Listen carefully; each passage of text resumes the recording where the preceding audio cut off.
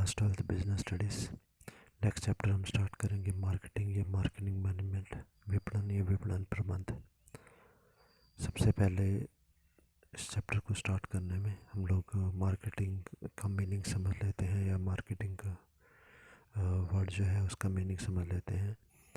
तो मार्केटिंग में पहले तो आ गया विपणन के आधार। ठीक है, विपणन क्या चीज़ होती है? विपणन का मतलब है कि वस्तु जब ग्राहक को बेचनी होती है तो वस्तु को बनाया जाता है। पहले सबसे पहले वस्तु बनती है, और वस्तु के बनने से पहले हम मार्केट या बाज़ार जो है उसमें से सूचना इकट्ठी करते हैं कि ग्राहक को कौन सी वस्तु चाहिए, और जो वस्तु ग्राहक को चाहिए फिर उसकी रुचि, उसके टेस्ट के अनुसार उस वस्तु का निर्माण जो है वो निर्माता करेगा। तो कहने का मतलब ये, वो वस्तु के निर्माण करने से पहले जो सूचना इकट्ठी की जाती है वहाँ से मार्केटिंग का काम शुरू होता है। और जब वस्तु बिक जाती है तो वस्तु के बिकने के बाद हमारा ग्राहक संतुष्ट रहे, इसके लिए हम वस्तु के बाद भी कुछ सेवाएं प्रदान करते हैं, जैसे गारंटी वारंटी की। तो यहाँ तक हमारी क्रियाएं चलती हैं। तो वस्तु के बिकने से पहले और वस्तु के बिकने के बाद तक की समस्त क्रियाएं जो ग्राहक को संतुष्ट करने के लिए की जाती हैं, उन सभी को मार्केटिंग या विपणन हिंदी में कहा जाता है। मार्केटिंग मैनेजमेंट प्रबंधक के द्वारा मार्केटिंग के लिए किए जाने वाला काम है, जबकि विपणन प्रबंध वही सेम चीज़ मार्केटिंग मैनेजमेंट को हिंदी में विपणन प्रबंध कहते हैं। तो मार्केटिंग का मीनिंग हमने समझ लिया थोड़ा सा। तब हम कहते हैं कि मार्केटिंग के आधार क्या चीज़ होते हैं, किस चीज़ पर हमारी मार्केटिंग या विपणन जो है वो आधारित होता है। तो इसके 3 मुख्य अंग होते हैं। पहला है बाजार, जिसे मार्केट बोलते हैं। दूसरा है ग्राहक, जिसे कस्टमर बोलते हैं। तीसरा होता है पूर्तिकर्ता, जो हमारी आवश्यकता को पूरा करता है, इसे विक्रेता या फिर विपणन करता भी बोला जाता है। मार्केटर, तो सेलर और मार्केटर तीसरा व्यक्ति हो गया। अब सबसे पहले चलते हैं मार्केट या बाजार पर। बाजार एक वो विशेष स्थान होता है, पर्टिकुलर प्लेस होता है, जहाँ पर कि क्रेता और विक्रेता आपस में इकट्ठे होकर सौदेबाजी या ट्रांजैक्शंस करते हैं। ये फिज़िकल प्लेस हो सकता है जहाँ पर हम जाते हैं दुकानों में, और दुकानों में जाकर सामान को खरीद सकते हैं।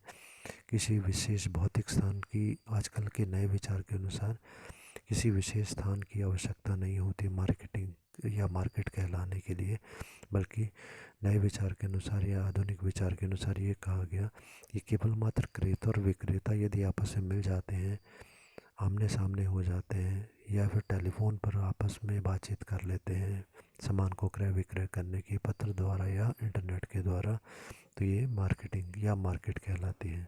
जहाँ पर भी क्रेता और विक्रेता आपस में इकट्ठे होकर वस्तु खरीदने और बेचने की बात करते हैं, तो वो बाजार हो गया। अब इसके प्रकार की हम बात करें तो सबसे पहले वस्तुओं की मात्रा के आधार पर, on the basis of volume of the goods, market कितने प्रकार की है? तो ये 2 प्रकार की हो जाएगी। पहला है थोक बाजार या होलसेल मार्केट, दूसरी है फुटकर बाजार या रिटेल मार्केट। इसके बारे में हम 11th क्लास बिजनेस स्टडीज में पढ़ चुके हैं। अगला है वस्तुओं की प्रकृति के आधार पर, on the basis of the nature of the goods, कपड़ा बाजार, क्लॉथ मार्केट, सब्जी का बाजार, वेजिटेबल मार्केट, अनाज मंडी, फूड ग्रेन मार्केट इत्यादि।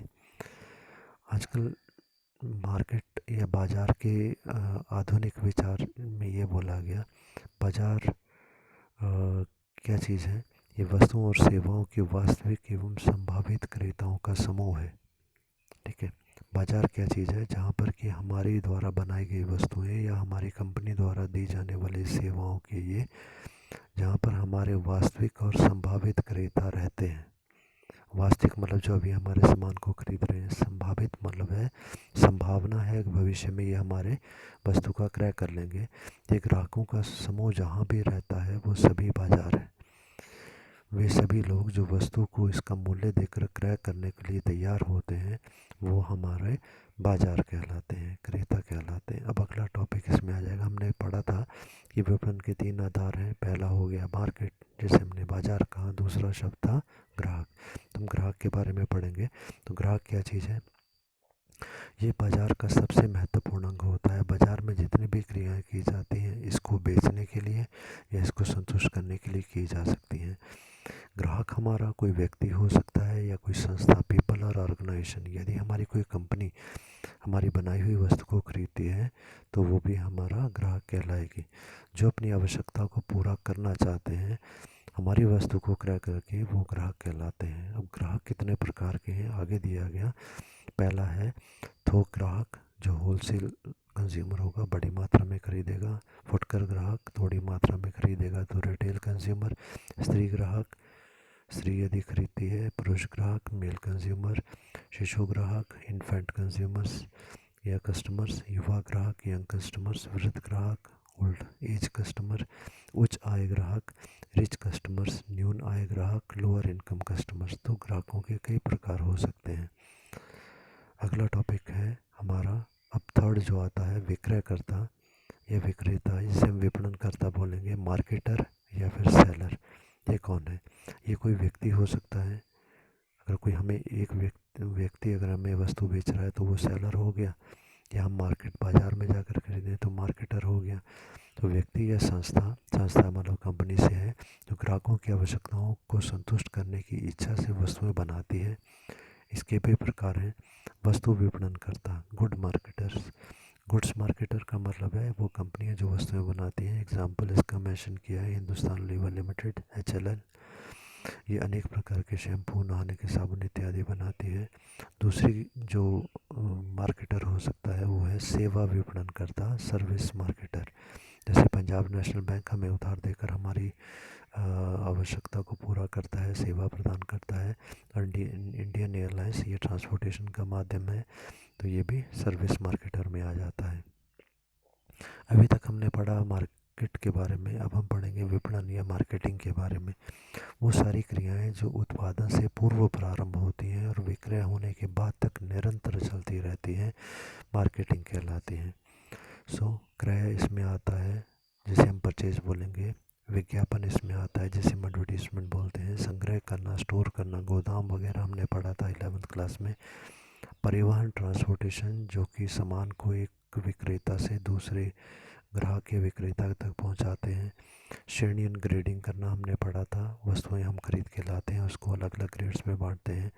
विक्रय नीतियाँ, सेल्स पॉलिसीज हमारी हो सकती हैं, किस तरीके से हम वस्तु को बेचते हैं। मूल्य निर्धारण, प्राइस डिसाइड करना हमारा काम होगा।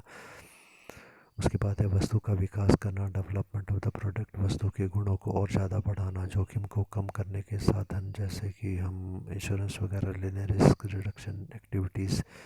विपणन, अनुसंधान, मार्केट रिसर्च करना। मार्केट रिसर्च करना मतलब मार्केट में जाकर खोज करना कि ग्राहक क्या चाहते हैं, किस प्रकार की वस्तुएं चाहते हैं। अगला टॉपिक है विपणन की विशेषताएं, इसकी प्रकृति। Features and natures of marketing. तो इसमें पहला पॉइंट आ जाएगा आवश्यकता एवं इच्छा, नीड एंड वांट्स।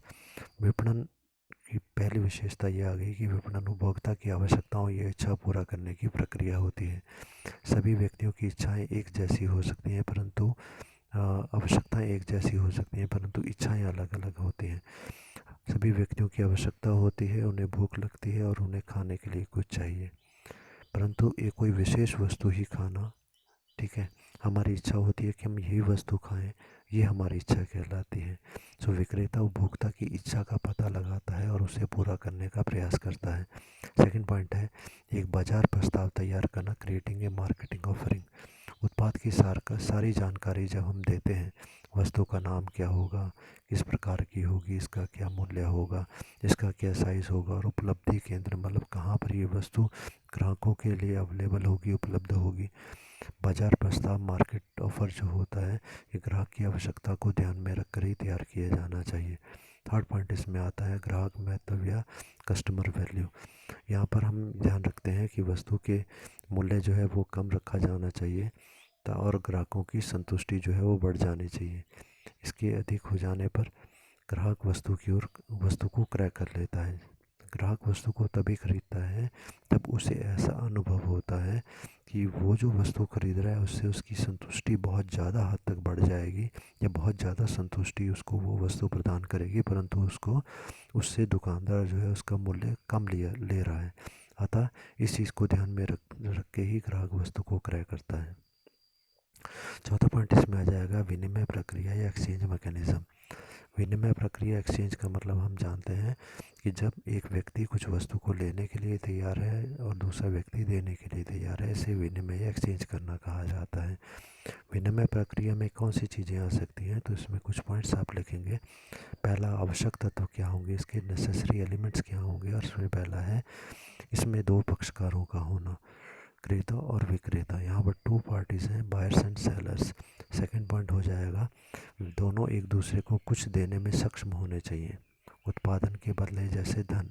ठीक है, so both must be able to pay something money and in exchange of the product. कहने का मतलब दो व्यक्ति हैं, एक क्रेता है एक विक्रेता है, बायर और सेलर है, तो दोनों कुछ देने के लिए तैयार हैं। जो निर्माता है वो उत्पाद देगा, उत्पाद का मतलब यहाँ पर प्रोडक्ट या वस्तु। निर्माता हमें वस्तु देगा और हम उसके बदले में उसको धन देंगे। थर्ड पॉइंट है, दोनों में संदेशवाहन योग्यता का होना आवश्यक। Both must have communication ability. दोनों एक दूसरे से बातचीत करने की स्थिति में हो। अगर दो व्यक्ति आमने सामने होते हैं परंतु वे बातचीत नहीं करते तो भी हमारा विनिमय नहीं हो पाएगा। अगला है, दोनों पक्षकारों में व्यवहार स्वतंत्र रूप से होना चाहिए, किसी दबाव में नहीं। Both must deal with free consent and not under pressure. मतलब कहने का मतलब है, हम ज़बरदस्ती ना किसी को वस्तु बेच सकते हैं और ना ही वस्तु को खरीद सकते हैं। इसका मतलब ये हुआ, दोनों स्वतंत्र रूप से यदि अपनी इच्छा से, स्वयं की इच्छा से अगर हम क्रय और विक्रय करते हैं तो यही विनिमय या एक्सचेंज कहलाएगा। अगला पॉइंट है, दोनों पक्षकारों में अपनी अपनी संतुष्टि के लिए विनिमय करना। Both exchange for their satisfaction. दोनों इसीलिए व्यवहार करते हैं क्योंकि उनसे उनको संतुष्टि होती है। ग्राहक को वस्तु मिल जाती है जो उसे चाहिए थी कम कीमत पर, और विक्रेता को पैसे मिल जाते हैं। पांचवा पॉइंट आएगा, विपणन केवल विक्रय ही नहीं, इट्स नॉट ओनली सेल। इसके अलावा भी इसमें बहुत सारी क्रियाएं आती हैं, मीनिंग में हमने डिस्कस किया। विपणन का उद्देश्य आवश्यकताओं की संतुष्टि करना, its aim is to satisfy the human needs. अगला है, विपणन कला और विज्ञान दोनों है। वस्तु को बेचने की कला भी होती है और विज्ञान इसलिए है क्योंकि विपणन या मार्केटिंग के कुछ सिद्धांत होते हैं।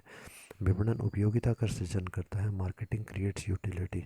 हमने पढ़ा था कि जब दुकान में कोई वस्तु पड़ी है जहाँ पर बहुत सारी वस्तुएं, तब उसकी उपयोगिता कम है, और जब वो ग्राहक के पास पहुँच जाती है क्योंकि उसके पास वस्तु नहीं थी तो उसके लिए उपयोगिता अधिक है। नाइन्थ पॉइंट है, यह सार्वभौमिक प्रक्रिया है, इट्स ए यूनिवर्सल एक्टिविटी, क्योंकि ये सभी प्रकार की संस्थाओं में विपणन का कार्य होता है। अगला है, विपणन समाज को ऊंचा जीवन स्तर प्रदान करता है, it provides higher level of living to the society. समाज के सभी लोगों के पास हर प्रकार की वस्तु उपलब्ध हो, इसलिए ही विक्रय किया जाता है। अगला है, विपणन में उपभोक्ता की आवश्यकता, उत्पादन व वितरण होता है। विपणन में उपभोक्ता की आवश्यकता के अनुसार जैसा ग्राहक चाहता है वैसा ही उत्पादन किया जाता है और वैसे ही वस्तुएं उसे बेची जाती हैं। So production and distribution is done according to the consumers demand. 12 point है, विपणन का कार्यक्षेत्र अत्यंत विस्तृत होता है, इट्स स्कोप इज वाइडर। इसमें वस्तु के बनने से पहले से लेकर वस्तु के बिकने तक की क्रियाएं की जाती हैं। अगला टॉपिक हमारा आता है, विपणन की विचारधारा, इसके दर्शन। विपणन विचारधाराएं या विपणन दर्शन। So business concepts and marketing philosophies. तो अलग अलग विचारधाराएं हैं, अलग अलग लोगों के विचार हैं मार्केटिंग के बारे में। तो 5 प्रकार के विचार इसमें आते हैं, उनको हम पढ़ेंगे। सबसे पहला प्रकार हमारा है उत्पादन विचारधारा, जिसे हम बोलते हैं प्रोडक्शन कॉन्सेप्ट। ये लोग मानते हैं, उत्पादन विचारधारा वाले जो लोग होते हैं, इनका ऐसा मानना होता है कि अगर वस्तु सस्ती होती है और हर जगह उपलब्ध हो जाती है, ठीक है, तो बिक्री की कोई समस्या नहीं होती। केवल मात्र ये कि वस्तु सस्ती हो और उसे हर जगह होना चाहिए, तो हमारी वस्तु बिकी जाती है। ये उत्पादन लागत को घटाने की कोशिश करते हैं, प्रोडक्शन कॉस्ट को घटाने की कोशिश करते हैं, क्योंकि इन्होंने बोला वस्तु सस्ती हो, तो उत्पादन की लागत अगर कम हो जाएगी तो अपने आप वस्तु सस्ती हो जाएगी, और दूसरी हर जगह उपलब्ध हो तो इसके लिए क्या करते हैं, अपना वितरण प्रणाली को मजबूत करते हैं। दे स्ट्रेंथन देयर डिस्ट्रीब्यूशन सिस्टम। ठीक है, ये हर जगह पर वस्तु पहुंचा दो, हर दुकान में वस्तु पहुंचा दो, ग्राहक के पास वस्तु पहुंचा दो। इस बात पे ये पूरा ध्यान केंद्रित करते हैं कि उत्पादन की कीमत कम हो जाए और हर जगह वस्तु पहुंच जाए। परंतु ये बोला गया कि ये विचारधारा, ये फिलॉसफी तभी काम करती है जब मांग पूर्ति से बहुत ज़्यादा होती है। यदि ग्राहक वस्तु की बहुत मांग कर रहे हैं और सामान बहुत थोड़ा है, तो जैसी वस्तु जाएगी वो बिक जाएगी। ये उत्पादन विचारधारा, इसमें एक कमी ये है कि आवश्यक नहीं कि सस्ती और सरलता से उपलब्ध वस्तु है सारे के सारा ग्राहक अवश्य ही खरीद लें। और भी बहुत सारे फैक्टर्स, तत्व जो हैं वो हमारे विक्रय को प्रभावित करते हैं। इसमें दूसरी विचारधारा हमारी आती है उत्पाद विचारधारा, प्रोडक्ट कॉन्सेप्ट। उत्पाद या प्रोडक्ट का मतलब होता है वस्तु। ये मानते हैं कि वस्तु की क्वालिटी या उसकी गुणवत्ता बेहतर हो तो ग्राहक को सरलता से आकर्षित किया जा सकता है। ठीक है, तो ग्राहक अच्छी क्वालिटी की तरफ आकर्षित होते हैं। तो इस विचारधारा का मानना है कि वस्तु की क्वालिटी को सुधार दो, बस वस्तु खुद बिक जाएगी। तो ये अपना ध्यान वस्तु की क्वालिटी सुधारने पर केंद्रित करते हैं। अब इस विचारधारा में कुछ एक कमी है, और कमी क्या है कि ग्राहक केवल मात्र क्वालिटी ही नहीं देखता बल्कि और चीज़ें भी देखता है, जैसे कि वस्तु का मूल्य क्या है, वस्तु उसके नज़दीक उपलब्ध भी है कि नहीं है। अच्छी क्वालिटी पर अधिक मूल्य वाले वस्तु ग्राहक का बजट भी बिगाड़ देती है। यदि हम बहुत अच्छी वस्तु तो दे रहे हैं और अच्छी वस्तु बनाने के लिए वस्तु थोड़ी महंगी भी होगी, और महंगी वस्तु जब हम ग्राहक को देते हैं तो ग्राहक का बजट ख़राब हो जाता है, बाकी वस्तुएं क्रय करने के लिए उसके पास पैसा नहीं बचता। अब तीसरे प्रकार की हमारी जो विचारधारा है उसको हम बोलते हैं बिक्री विचारधारा या सेलिंग कॉन्सेप्ट। तो ये क्या मानते हैं, इस विचारधारा के मानने वाले लोगों का ये कहना है कि ग्राहक को अकेले नहीं छोड़ना चाहिए। कहने का मतलब उसको अपनी ओर खींचने पर विशेष ध्यान देना चाहिए। हमेशा ग्राहक को अपनी तरफ खींचते रहो। अकेले नहीं छोड़ना मतलब कभी भी उसका ध्यान दूसरी तरफ ना जा पाए। सेकंड लाइन में देखें, यहाँ पर मेंशन किया गया इनका ये एक शब्द जो है वो ये मतलब कोटेशन इनकी ये होती है कि वस्तुएं खरीदी नहीं जाती ग्राहकों के द्वारा बल्कि उन्हें बेचा जाता है। Goods are not bought but they have to be sold. ग्राहकों को लुभाने के लिए बहुत सारे प्रयास ये करते हैं, जैसे कि विज्ञापन करना, एडवर्टीजमेंट करना, व्यक्तिगत विक्रय करना, पर्सनल सेलिंग करना, विक्रय संवर्धन, सेल्स प्रमोशन, ये सभी हम पढ़ चुके हैं, इत्यादि का सहारा ये लेते हैं। बार बार विज्ञापन करके ग्राहकों के मस्तिष्क में वस्तु के प्रति गहरी छाप छोड़ते हैं। जैसे भी हो अत्यधिक बिक्री करना होनी चाहिए। ठीक है, इनका प्रयास है कि जो मर्जी करो पर बिक्री बहुत ज़्यादा करो, जो आपके पास है बेच डालो। सेलिंग व्हाट यू हैव, ये मानती है कि बार बार कोशिश करने से आप कुछ भी बेच सकते हैं, परंतु इसके बारे में भी कुछ एक कहा गया कि एक बार गलत तरीके से यदि हम बोल रहे हैं कि जैसे मर्जी बेचो, तो कंपनी गलत वस्तु भी विज्ञापन के माध्यम से बहुत बार बेचती हैं। परंतु यदि ऐसा एक बार गलत तरीके से हम गलत वस्तु बेच देते हैं तो दोबारा ग्राहक फिर हमारी वस्तु को कभी नहीं क्रय करेंगे। तो दोबारा अपनी वस्तु को, हमारी वस्तु को ग्राहक फिर दोबारा नहीं खरीदेगा, चाहे जितना मर्जी विज्ञापन हम करते रहें। और यदि हम ज़बरदस्ती करके किसी भी तरीके से झूठ बोल के एक बार ग्राहक को वस्तु बेच देते हैं तो एक तो वस्तु ग्राहक खरीदेगा नहीं, और दूसरा वो सभी को बोलेगा भाई ऐसे झूठे विज्ञापनों के चक्कर में आप फंसो मत, और ये कंपनी जो है इस नाम से मैंने मंगवाया था सामान, तो इससे क्या होगा, हमारी गुडविल भी कम हो जाती है। इसी तरीके से झूठे तरीके से झूठ बोलकर ये वस्तु बेचने की जो प्रक्रिया है, ये प्रक्रिया अल्पकाल में तो काम करती है, शॉर्ट रन में काम करती है, थोड़े समय के लिए आप ग्राहकों को ठग सकते हैं, परंतु दीर्घकाल में, लॉन्ग रन के लिए, हमेशा हमेशा के लिए झूठ झूठ बोल के वस्तु का विक्रय नहीं किया जा सकता।